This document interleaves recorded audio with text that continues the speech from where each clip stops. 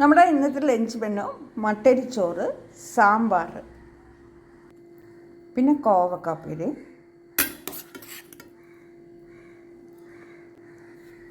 മുട്ട പൊരിച്ചത്.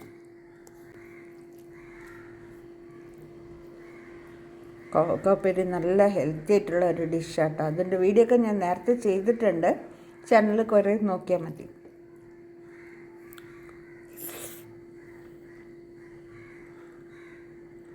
ഇപ്പോൾ സാമ്പാർ കൂട്ടിയുള്ള ഊണ് കഴിഞ്ഞു. ഇനിയുള്ളത് ഇന്നലെ വെച്ച രസമാട്ടോ. ഇങ്ങനെ കുറച്ച് രസം വെച്ച് കഴിക്കുമ്പോഴേ നമ്മൾ സാമ്പാർ കൂട്ടുമ്പോൾ ചിലപ്പോൾ നമുക്ക് ഗ്യാസൊക്കെ ഉണ്ടാകാറുണ്ട്. അതൊക്കെ ഒന്ന് പോകട്ടോ, ദഹിക്കാനൊക്കെ എളുപ്പം. ബാക്കിയുള്ള രസം നമുക്ക് കുടിക്കുകയും ചെയ്യാം, നല്ല ടേസ്റ്റാണ്.